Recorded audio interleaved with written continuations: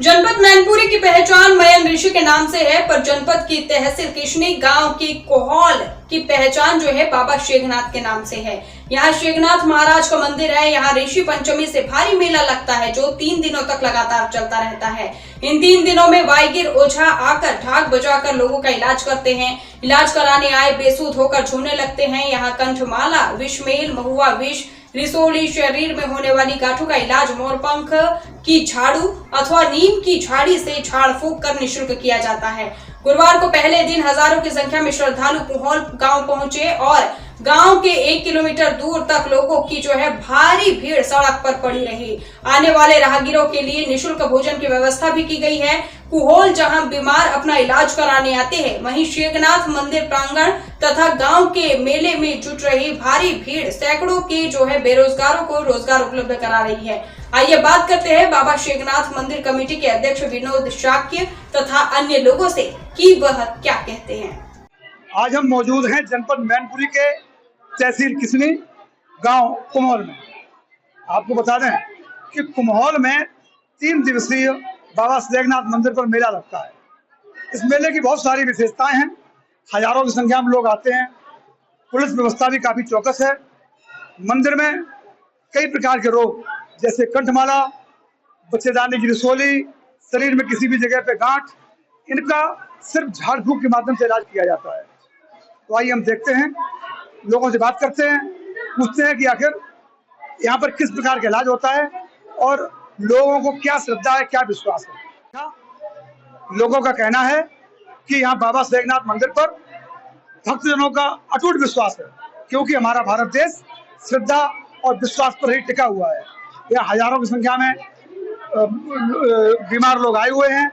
उनकी झाड़ फूंक बाकायदा चल रही है, ढाक बज रही है। एटीएन समाचार से अनिरुद्ध दुबे। बताइए आपका नाम क्या है और ये गांव कौन सा है? हमारा नाम विनोद कुमार है, ग्राम कुम्हौल है। ये मंदिर में आपका कोई पद है क्या? हाँ जी, मैं अध्यक्ष हूँ। बाबा शेखनाथ समिति के मैं अध्यक्ष हूँ। आप हमें जरा ये बताएं, ये मंदिर का क्या महत्व है, यहाँ कब से पूजा हो रही है और कहाँ के लोग आते हैं और किन किन बीमारियों का इलाज होता है, तो सारी चीजें हमें विस्तार से बताएं। देखिए, यहाँ पर मंदिर ये प्राचीन है। प्राचीन काल से महुआ विष और कंठमाला और ये इत्यादि रोगों की यहाँ इलाज झाड़ फूंक द्वारा सही किया जाता है। ये बाइकियां जो झाड़ फूंक कर रहे हैं, ढाक बजा रहे हैं, ये कहाँ से आते हैं? ये बाहर से लोग आते हैं।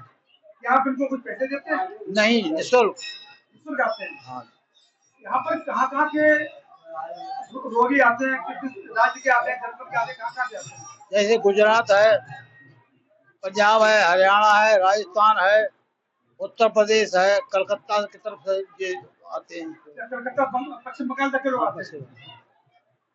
यहाँ के कुछ प्राचीन इतिहास बताएं, कुछ मंदिर कब से शुरू हुआ, कुछ जो आपने सुना वगैरह हो कुछ। ये प्राचीन काल से मुझे बुजुर्ग लोगों ने ये बताया है कि यहाँ पर एक बारात जा रही थी, वो बारात यहाँ पत्थर हो गई। तो आपका क्या नाम है, थोड़ा परिचय दीजिए। मेरा नाम शिवपाल सिंह साके है। मैं कोहौल का रहने वाला हूँ और इस मेला कमेटी बाबा श्री शेखनाथ मंदिर कमेटी, इसका मैं ऑडिटर हूँ।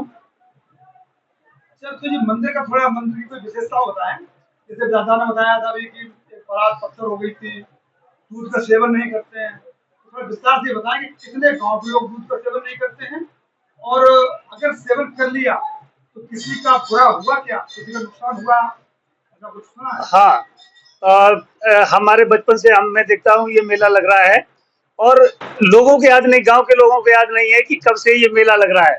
तो प्राचीन से ऐसा कहा जाता है कि कोई बारात यहाँ आई थी मंदिर और यहाँ रुकी हुई थी और पत्थर हो गई, उसके बाद से बराबर यहाँ मेला लगता आ रहा है। और करीब करीब मौजे में 12-13 गांव लगते हैं और इस 12-13 गांव में लोग जो है श्रावण लगते ही, जब से सावन लगता है तो खीर, दूध से बनी हुई चीजें, चावल, ये चीजें सेवन नहीं करते। ऐसा हम लोग एक व्रत लेते हैं व्रत इसलिए लेते हैं कि बाबा की मनौती के लिए व्रत लेते हैं और लोगों के साथ भला होता भी है।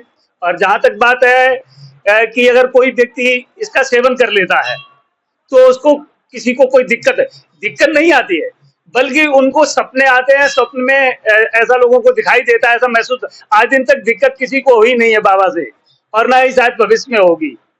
मनोवैज्ञानिक एक कारण बन गया है कि हम खाएंगे, हमारे बुजुर्गों ने नहीं खाया। अब ये नहीं कहा जा सकता है कि ये मनोवैज्ञानिक कारण है या क्या है, उसको प्रमाणित नहीं किया जा सकता है, लेकिन ऐसा बहुत लोगों के साथ हुआ है कि अगर उन्होंने खीर की वो चीजें दूध की बनी हुई